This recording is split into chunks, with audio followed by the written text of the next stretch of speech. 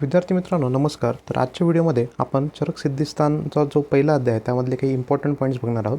तर बेसिकली आजच्या व्हिडिओमध्ये आपण वमन आणि विरेचनाचे जे सम्यक योग, अयोग आणि अतियोग हे लक्षणं खूप वेळा तुम्हाला कन्फ्यूज करत असतात, त्यावर आज डिटेलमध्ये आपण बघणार आहोत. ठीक आहे. तर याचा एक रिकॅप म्हणून मी तुम्हाला दाखवतो की आपल्याला काय काय बघायचं. सम्यक वमन असेल, सम्यक विरेचन, त्यानंतर वमनाचा अयोग, विरेचनाचा अयोग, त्यानंतर वमनाचा अतियोग आणि विरेचनाचा अतियोग. तर हे लक्षणं खूप वेळा तुम्हाला ऑप्शन्स बघून कन्फ्यूज करत असतात. तर ट्रिकच्या फॉर्मॅटमधून हे कशा प्रकारे लक्षात ठेवायचं हे आज आपण बघूयात. तर सर्वात प्रथम तुम्हाला लक्षात ठेवायचं की सम्यक वमन हे आपण ऑलरेडी डिस्कस केलंच होतं अगोदर, की सम्यक वमन कसं लक्षात ठेवायचं आहे. आता वमन म्हणजे काय, की ऊर्ध्वमार्गाचे जे काही व्याधी असतात त्यांच्यासाठी आपण वमन देत असतो, बरोबर. तर त्यामुळे आता क्रम तर ऑब्व्हियसली तुम्हाला माहीत आहे की वमनामध्ये अगोदर काय येतो, कफ बाहेर येणार, त्यानंतर पित्त येणार, त्यानंतर वात येणार. हा जर सिक्वेन्स व्यवस्थितपणे रुग्णामध्ये बाहेर आला तर समजायचं की ते सम्यक वमन झालेलं आहे, बरोबर.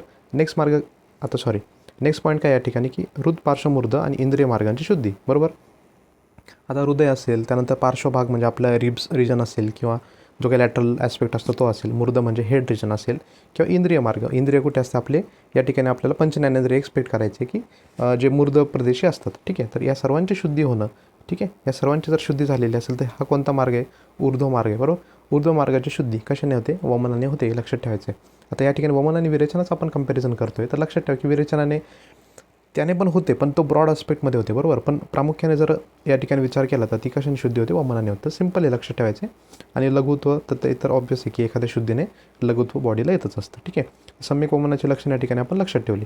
आता पुढचं आहे की सम्यक विरेचन. तर तो कसं लक्षात ठेवणार तुम्ही, लक्षात ठेवा. आता बघा, सम्यक विरेचनामध्ये त्यांनी सांगितलं की स्त्रोतविशुद्धी, इंद्रिय संप्रसाद. आता या ठिकाणी आहे की इंद्रिय मार्गांची शुद्धी ही वमनामध्ये दिलेली होती, पण इथे काय स्त्रोतविशुद्धी. तर या ठिकाणी तुम्हाला हा पॉईंट कन्फ्यूज करतो. ठीक आहे. तर क्वेश्चनमध्ये ते कसं देतात की स्त्रोतविशुद्धी निम्न में से किसका सम्यक लक्षण आहे, असं ते विचारतात. आता इथे लक्षात ठेवायला ट्रिक काय करायची, स्त्रोतविशुद्धीमध्ये जो व्ही आहे ना, हा जो व्ही फॉर विरेचन असं लक्षात ठेवू शकता तुम्ही, बरोबर. ट्रिक थोडी फनी, बट अशाच प्रकारे लक्षात राहतात. स्त्रोतविशुद्धीचा जो व्ही आहे, व्ही फॉर विरेचन असं जर लक्षात ठेवलं तरी तुम्हाला लक्षात ठेवायचं आहे की ते विरेचन आहे. आता वमनाचा व आहे ना, पण इथे व्ही आहे, व्ही फॉर विरेचन असं लक्षात ठेवा. त्यानंतर आहे इंद्रिय संप्रसाद.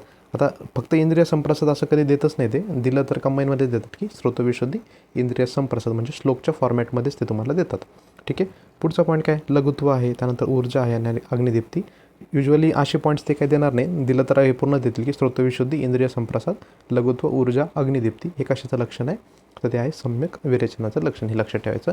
अनामयत्वम याची पण काही गरज नाही, हे असं विचारत नाही. त्यानंतर याचा क्रम कसा आहे तो लक्षात ठेवायचा. आता विरेचन जर तुम्ही देत असाल तर सर्वात प्रथम बाहेर काय येणार आहे, तुमचे स्टूल्स बाहेर आहे. स्टूल्स म्हणजे काय, मल म्हणजे वीट, त्यानंतर पित्त आणि कफ, त्यात शेवटी अनिल येतं, बरोबर. तर तुम्हाला माहिती आहे की सम्यक वमन कसं असतं, पित्तांत जे असेल म्हणजे अंत पित्तांत जे आहे ते सम्यक वमन, आणि कफांत असेल तर सम्यक विरेचन. ते ऑलरेडी आपण डिस्कस केलेलंच होतं. ठीक आहे. म्हणजे या ठिकाणी फक्त इम्पॉर्टंट पॉईंट दोनच आहे जे मी ऑलरेडी हायलाईट केले, की इंद्रिय मार्ग शुद्धी आणि स्त्रोतविशुद्धी, बरोबर. इंद्रिय मार्गांची शुद्धी असेल तर कोणतं, सम्यक वमन आहे, आणि स्त्रोतविशुद्धी व्ही फॉर विरेचन असं जर लक्षात ठेवलं तरी हा पॉईंट तुमच्या लक्षात येणारच आहे. ठीक आहे. नेक्स्ट आहे आता वमनाचा आयोग आणि विरेचनाचा आयोग, यामध्ये कसं लक्षात ठेवायचं. ज्या प्रकारे मी तुम्हाला ऑलरेडी प्रिव्हियस व्हिडिओमध्ये माझे सांगितले की वमनाचे जेवढे काही आयोग आहेत, तर वमन युजली आपण स्किन कंडिशनसाठी देत असतो, बरोबर. पण जर ते प्रॉपर ट्रीट नाही झाले तर त्याचा आयोग झाला. मग आयोगमध्ये स्किनचे कंडिशन्स तुम्हाला लक्षात ठेवायचे. स्किन कंडिशन्समध्ये काय, स्पोट, कोट, कंडू, बरोबर. वमनाचा जर आयोग झाला, स्पोट, कोट, कंडू लक्षात ठेवायचे. आता कंडू हे कफाशी रिलेटेड आहे, त्यामुळे तुम्ही वमनाचा आयोग हे पण लक्षात ठेवू शकता. ठीक आहे. नेक्स्ट आहे ख विशुद्धी. हे काय एवढं विचारत नाही, तर या श्लोक फॉर्मॅटमध्येच कंटिन्यू पॅटर्नमध्ये विचारू शकता. आणि गुरुगात्रात ऑब्व्हियसली जर एखाद्या गोष्टीचा आयोग झाला तर ते गुरुगात्रता होतच असते, हे तुम्हाला लक्षात ठेवायचं आहे. ठीक आहे. आता पुढचा पॉईंट काय या ठिकाणी बघूयात आपण, एकच मिनटं. या ठिकाणी काय, विरेचनाचा आयोग. ठीक आहे. विरेचनाचा आयोगमध्ये काय आहे, हा पॉईंट एक खूप इम्पॉर्टंट आहे, हा तुम्हाला लक्षात ठेवायचा आहे की त्रिदोष प्रकोप. असं ते ऑप्शनमध्ये तुम्हाला प्रश्न विचारणार की निम्न में से कौन से पंचकर्म के आयोग में त्रिदोष प्रकोप हमें देखने को मिलता है. त्रिदोष प्रकोप असेल तर ते विरेचनाचा आयोग हे लक्षात ठेवायचं आहे. आता या ठिकाणी काही जास्त काही ट्रिक्स नाही आहे, बट तुम्ही लक्षात ठेवा, वात, पित्त, कफ हे तिघांचा प्रकोप म्हणजे त्रिदोष प्रकोप तुम्हाला विरेचनाच्या आयोगमध्ये लक्षात ठेवायचा आहे. खूपच जास्त इम्पॉर्टंट पॉईंट, याच्यावर MCQ येणार म्हणजे येणार, लक्षात ठेवा. नेक्स्ट आहे अग्निसाद. विरेचनाचा आयोग झाला तर अग्निसाद आहे, आणि विरेचनाच्या सम्यक योगमध्ये वरती अग्निदीप्ती सांगितलं होतं. म्हणजे जर प्रॉपर वेने जर तुमचं विरेचन झालं तर तुमचा अग्नी प्रॉपर पद्धतीने दीप्त होत असते, लक्षात ठेवायचं आहे. नंतर की विरेचन जर प्रॉपर झालं नाही तर बॉडीमध्ये गुरुत्व ऑब्व्हियस येणार आहे. हे खूप इम्पॉर्टंट लक्षण आहे, लक्षात ठेवा. प्रतिशाय याच्यावर प्रश्न येणार म्हणजे येणार. ठीक आहे, 100% याच्यावर तुम्ही क्वेश्चन एक्सपेक्ट करू शकता. ते म्हणजे प्रतिशाय, तंद्रा, छर्दी, अरोचक याच्यावरती प्रश्न विचारणार. आता कसं लक्षात ठेवायचं, प्रतिशाय आहे ना, आता जे प्रतिशाय आहे याला काय लक्षात ठेवायचं, प्रतीक्षाला प्रतीक्षा नावाची एक मुलगी तुम्ही लक्षात ठेवू शकता. एक फनी ट्रिक आहे बट लक्षात राहण्यासाठी सांगते. प्रतीक्षाला प्रतीक्षा नावाची एक मुलगी लक्षात ठेवा आणि असं एक डोक्यामध्ये एक स्टोरी बनवा की प्रतीक्षा नावाची तुमची कोणी फ्रेंड असेल, तिने विरेचन घेतलं होतं असं लक्षात ठेवायचं. ठीक आहे, तर प्रतीक्षा नावाच्या मुलीने काय घेतलं, विरेचन घेतलं हे लक्षात ठेवायचं. त्यानंतर अजून एक लक्षात ठेवायला काय, अरोचक. अरोचकमध्ये जो र आहे ना, रो आणि इकडे विरेचनचा रे असं लक्षात ठेवू शकता. इथं पण र आहे, विरेचनमध्ये पण र आहे, रो आणि इकडे रे असं लक्षात ठेवा. विरेचनमध्ये रे आहे आणि अरोचकमध्ये रो आहे. ठीक आहे, अशा प्रकारे तुम्ही लक्षात ठेवा. आता सध्या तुम्हाला हे फनी वाटेल, पण हे जर जेव्हा वारंवार तुम्ही रिवाईज कराल तेव्हा तुम्हाला या गोष्टी इझी वाटणारच आहे. ठीक आहे, तर प्रतिशाय झाला. त्यानंतर आता प्रतिशाय कसं लक्षात ठेवला, आयोगमध्ये. कशाच्या आयोगमध्ये, विरेचनाच्या आयोगमध्ये. आता प्रतिशाय आणि विरेचन कसं लक्षात ठेवलं, प्रतीक्षा नावाची मुलगी आहे, तिला आपण विरेचन दिलं परंतु तिने प्रॉपर काही औषध वगैरे पिली नाही तर तिला आयोग झाला असं लक्षात ठेवायचं. ठीक आहे, प्रतीक्षा नावाची मुलगी एक डोक्यात कन्सिडर करा, ती कायम घाबरते औषध वगैरे प्यायला, तिने प्रॉपर विरेचनाचे औषध पिलीच नाही त्यामुळे तिला काय झाला, आयोग झाला. Simple as that. ठीक आहे, अरोचकचं काय लक्षात ठेवलं, रो आणि रे असं लक्षात ठेवलं. त्यानंतर आहे तंद्रा, छर्दी, अरोचक. आता तंद्राची एक ट्रिक तुम्हाला मी थोडी फनी सांगतो. तंद्रा, ठीक आहे, तर तुम्ही आता मराठी मीडियमचे कोणी असेल, कोणी इंग्लिश मीडियम असेल, परंतु सर्वांनी तंद्राळ प्रदेश हे भूगोलामध्ये वाचलेलं असेल. ठीक आहे, तंद्राळ प्रदेश, बरोबर. तंद्राळ प्रदेश म्हणजे काय की जिथे झाडे झुडपे असतात, काटे वगैरे असतात छोटे छोटे, बरोबर, त्या प्रदेशामध्ये तंद्राळ प्रदेश म्हणतो.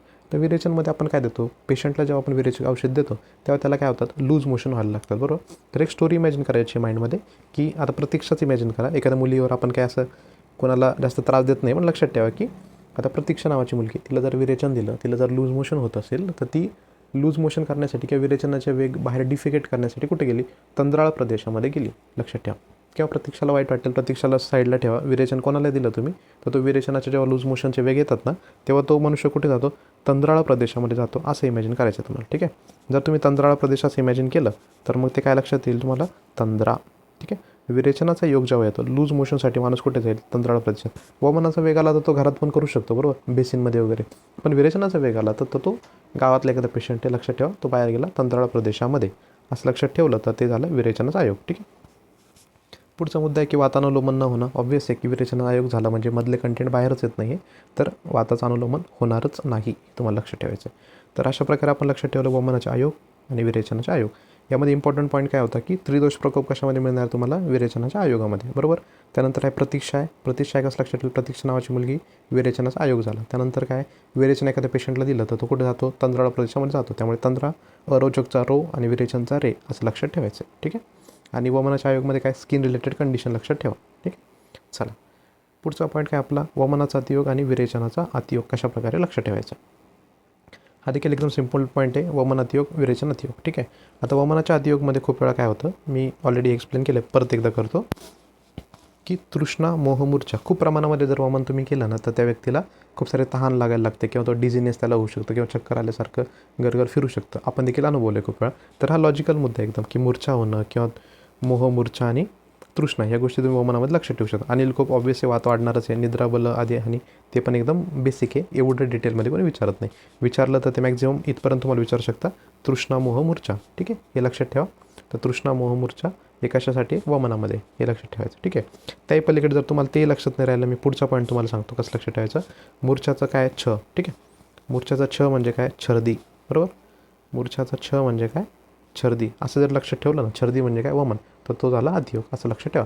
मूर्छाचा छ फॉर छर्दी, छर्दी म्हणजे वमन, वमनाच्या अतियोगामध्ये लक्षण तुम्हाला बघायला मिळेल. आता विरेचनाच्या अतियोगमध्ये काय लक्षात ठेवायचं आहे बघा, कफ, अस्र, पित्त, क्षय आणि वात प्रकोप. आता याच्यामध्ये काय सांगितलं आहे, कफ बाहेर पडेल तुमचा, रक्तपित्त बाहेर पडेल, त्यांचा क्षय होणार, बरोबर. आता विरेचनाच्या अतियोगमध्ये इमॅजिन करायचं आहे की आपण इच्छाभेदी रस वगैरे मोस्टली देतो एखाद्याला विरेचन करायला. इमॅजिन करा की त्याला खूप प्रमाणामध्ये विरेचन झाले, लिटरली एवढे लूज मोशन झाले किंवा खूप स्ट्रॉंग औषध दिलं की तुमचं गुदमार्गावाटे रक्त बाहेर यायला लागलं, बरोबर. जसं की मूळव्याधमध्ये होत असेल किंवा पाईल्स, फिशर फिस्टल याच्यामध्ये होतंच, बरोबर. तर एवढ्या प्रमाणात जर तुमचं रक्तच बाहेर यायला लागलं तर तो काय झाला, रक्तपित्त झालं, बरोबर. म्हणजे रक्त आणि पित्ताचा बाहेर जाऊन काय होणार आहे, क्षय. एकदम बेसिक पॉईंट आहे ना, लक्षात ठेवा. तर कफ, अस्र, रक्तपित्त, क्षय आणि त्यामुळे ऑब्व्हियसली वात प्रकोप होणारच, हे तुम्हाला लक्षात ठेवायचं. आता पुढचा पॉईंट काय, सुप्ती. सुप्ती असेल, त्यानंतर अंगमर्द असेल, क्लम आणि वेपन हे देखील तुम्ही लक्षात ठेवू शकता. आता सुप्ती आली असेल तर सुप्ती कधी येते, तर त्या ठिकाणी इमॅजिन करा की सुप्ती म्हणजे त्या ठिकाणी काय टिंगलिंग सेन्सेशन येणार किंवा नमनेस येणार त्या भागामध्ये. आता जेव्हा एखाद्या माणसाला खूप प्रमाणात लूज मोशन्स होतात बरोबर, तर असं इमॅजिन करा की तो वारंवार लूज मोशनला जातो. कमोडची सीट असेल किंवा जे काही टॉयलेट सीट असेल त्याच्यावर बसून बसून त्याला काय होतं, नमनेस फील होतं, म्हणजे सुप्ती फील होते असं तुम्ही लक्षात ठेवू शकता. सुप्ती फील होते किंवा त्या ठिकाणी बसून बसून अंगमर्द त्याला होतं. त्यानंतर क्लम आणि वेपन हे लक्षात ठेवा. आता वेपन आहे तर विरेचनाचा व आणि वी आणि वे असं लक्षात ठेवा. थोडी ऑड ट्रिक होते बट ठीक आहे. आता विरेचनाचा वी आणि वेपनचा वे, वी वे किंवा वे वी असं जर लक्षात ठेवलं, वे वी जर लक्षात ठेवलं तरी चालेल. थोडी फनी ट्रिक होईल पण लक्षात राहील. वेपनचा वे लक्षात ठेवायचा आणि विरेचनाचा वी बरोबर, वे वी. ठीक आहे. तुला रायमिंगमध्ये जेव्हा तुम्ही प्रॅक्टिस कराल ना, ह्या गोष्टी तुमच्या पाठ होऊन जातील. वे वी लक्षात ठेवा. आणि सुप्तीची मी तुम्हाला ट्रिक सांगितली की ते वारंवार त्या टॉयलेट सीटवर बसून त्याला सुप्ती किंवा अंगमर्द फील होतात. ठीक आहे. यानंतर अजून एक फनी ट्रिक मी तुम्हाला सांगणार की तमप्रवेश, उन्माद आणि हिक्का. तुम्हाला वाटेल की सर एवढं का सांगतायत, ह्या गोष्टी खूप सिम्पल वाटतात वाचताना, एक्झाममध्ये खूप जास्त तुम्हाला कन्फ्यूज करतात. नेक्स्ट पॉईंट आहे की तमप्रवेश, उन्माद आणि हिक्का एकच लक्षात ठेवायचं. याच्यात सिम्पल ट्रिक सांगतो तुम्हाला. एखाद्या माणसाला तुम्ही विरेचन दिलं, त्याला वारंवार लूज मोशन्स होत आहेत बरोबर, तर त्याला काय म्हणायचं, आपण त्याला सांगायचं की विरेचन जर तुला होतं आहे ना बाबा, तू काय कर, तमप्रवेश म्हणजे काय, तुम प्रवेश करो. कहाँ पे, तुम वो टॉयलेट में प्रवेश करो और वहाँ पे जाके विरेचन के वेग आपके हिसाब से करो. ठीक है. तुम प्रवेश करो, कहाँ पे प्रवेश करो, टॉयलेट में प्रवेश करो, क्योंकि तुम्हें विरेचन के वेग आ रहे हैं असं लक्षात ठेवा. नेक्स्ट आहे उन्माद, नेक्स्ट आहे हिक्का. ठीक आहे. आता उन्माद कसं लक्षात ठेवायचं, एखाद्या माणसाला आपण वारंवार म्हणतो ना की तो वेड्यासारखं का वारंवार टॉयलेटला जातो आहे बरोबर, तो वारंवार जर टॉयलेटला वेड्यासारखं जातो आहे, वेड्यासारखं म्हणजे काय, उन्माद. सिम्पल ॲज दॅट बरोबर. म्हणजे फनी ट्रिक आहे बट असंच लक्षात ठेवा. तम प्रवेश म्हणजे काय, तुम प्रवेश करो, कहाँ पे, टॉयलेट में प्रवेश करो, क्योंकि तुम्हें विरेचन के वेग आ रहे. उन्माद म्हणजे काय, तो वेड्यासारखं का, आपण त्याला म्हणतो की तू वेड्यासारखं का करतो आहे, कारण तो वारंवार विरेचनाच्या वेगाला जातो आहे ना, वारंवार तो टॉयलेटच्या वेगाला जातो आहे, म्हणजे काय, तो उन्मादसारखं करतो आहे. नेक्स्ट थिंग हिक्काचं कसं लक्षात ठेवायचं, असं इमॅजिन करा की आपण त्याला म्हणतो की तू इतक्या वेळेस टॉयलेटला का जातो, तुझी कोणी आठवण काढतं आहे का, किंवा त्याला असं वारंवार वाटतं की मला लूज मोशनचा वेग येणार, म्हणजे त्याची हिक्का म्हणजे एखाद्याने आपण म्हणतो ना की आठवण काढल्यावर हिक्केचा वेग येतो, असं एक्झॅक्टली नाही आहे बट आपण म्हणतो मराठीमध्ये. तर लक्षात ठेवा की एखाद्याची कोणी आठवण काढत असेल म्हणजे हिक्केचा वेग, तर आपण त्याला काय म्हणणार की तुला लूज मोशनला तू वारंवार जातो आहे, म्हणजे तुझी कोणी आठवण काढत आहे का. अशा प्रकारे फनी ट्रिक आहे बट असंच तुम्हाला लक्षात ठेवायचं आहे. परत एकदा फास्ट रिवाईज करतो. कफ, आस्त्र, पित्त, क्षय कसं लक्षात ठेवलं आपण, एक मिनटं. तर गुदमार्गावाटे अतिप्रमाणात रक्तपित्ताचा स्राव झाला, त्यांचा क्षय झाला. Simple as that.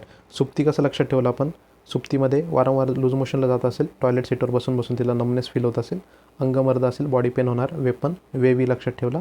तम प्रवेश, तुम प्रवेश करना, कहाँ पे, टॉयलेट में प्रवेश करना, क्योंकि तुम्हें विरेचन के वेग आ रहा है. उन्माद, तो वेड्यासारखं करतो आहे, का करतो आहे, वारंवार तो लूज मोशनला जातो आहे, त्यामुळे आपल्याला वाटतं की तो वेड्यासारखं करतो आहे. हिक्का म्हणजे काय, त्याला आपण म्हणतो आहे का त्या पर्सनला तो वारंवार लूज मोशनला जातो, तुझी कोणी आठवण काढते का, सो दॅट इज हिक्का. ठीक आहे. तर अशा प्रकारे आपण वमन आणि विरेचनाचे जे काही इम्पॉर्टंट पॉईंट्स आहे, म्हणजे सम्यक योग, अयोग आणि अतियोग हे आपण कवर केलेत. याच्यापैकी तुमचा एक MCQ हमखास या ठिकाणी कवर झालेला आहे. तर बाकी जे काही पॉईंट्स आहेत ते आपण नेक्स्ट व्हिडिओमध्ये बघूया. ठीक आहे.